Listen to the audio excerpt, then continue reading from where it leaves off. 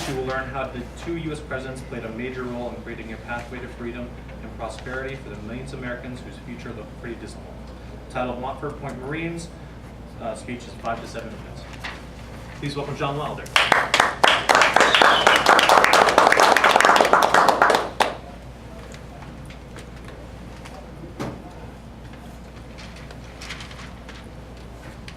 Good morning. Good morning. Good morning. How many of you have ever heard of the Presidential Executive Order 8802? No. How about 9981? Well, today I'm going to tell you why those two orders are so important to African Americans. In 1940, when people were gearing up for the war, this is before Pearl Harbor, of course. Pearl Harbor was in 1941. There were lots of jobs in the industry, defense industry, and also the defense contractors. But none of these jobs were going to black people. And when I say that, I was saying that they were shut out of it. So a guy by the name of A. Philip Randolph, and I don't know how many of you have heard of the Brotherhood of Sleeping Cars.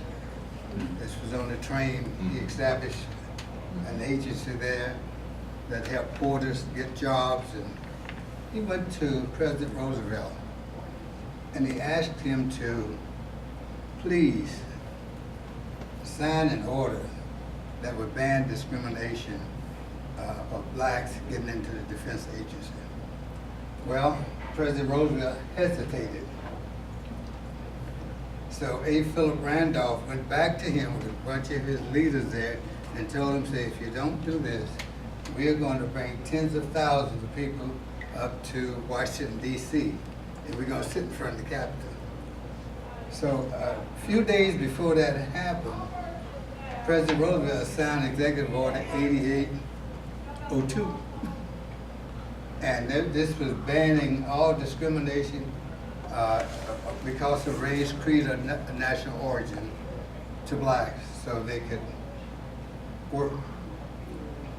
Okay, they also said that the Marine Corps would have to start enlisting blacks, African Americans, into the Marine Corps. Marine Corps was the last person to open their ranks to blacks. So upon hearing this, thousands of African Americans flocked to recruiting stations, eager to serve, eager to join, and this is how they left home and came to Montford Point at Camp Lejeune, North Carolina. But it was called Camp Montford Point in Jacksonville, North Carolina. When they got there, they went into prefabricated huts. And doing so, they were on this side of the tracks. The white Marines were on this side of the tracks, which was the main base.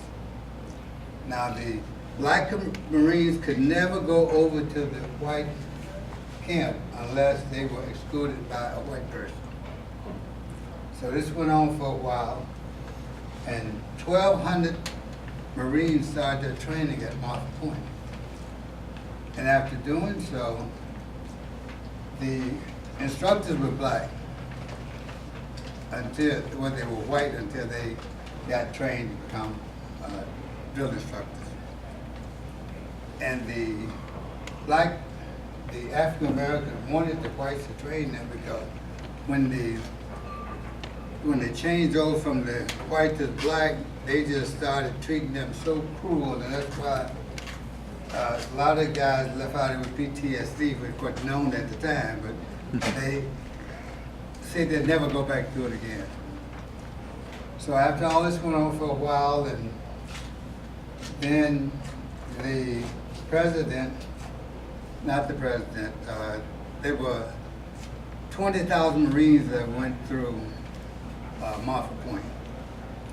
And after doing so, they desegregated when President Truman signed the order, which was 9981, to desegregate the whole military.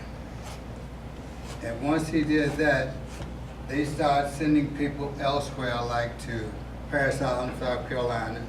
If you were east of the Mississippi, you went to Parris Island. If you were west of the Mississippi, you went to San Diego, California. And this was the first time that blacks and whites had ever trained together. And of course, the guys coming there, they say, okay, we left all this racial stuff at home to come here for a better life. But what they found now that this followed them into the military. So really it wasn't any better. They left home for a better way of life. So in doing so, after desegregating the military, and we are into the regular forces now, the Marines held a convention years later at Philadelphia. In Philadelphia, it wasn't at Ton Tavern like the regular Marines did, but 400 of those attended a reunion. And once they did, they started the Marine Corps Association to say that, to find a way to give back for what they had been through. And what they did, they started giving scholarships to ROTC students. A student that were going into college as an ROTC student, they could get a scholarship through the Montford Point Marines Association. So in doing all this, everything coming together, I'll close by saying that I want you to go to the Montford Point, Google it, Montford Point Marine Association website, and look, see how we built a museum in Jacksonville. We have a garden, a veterans garden there with all the names of Marines that served in the Montford Point Marines. And it's a beautiful garden, and if you get a chance, go to Jacksonville and see that.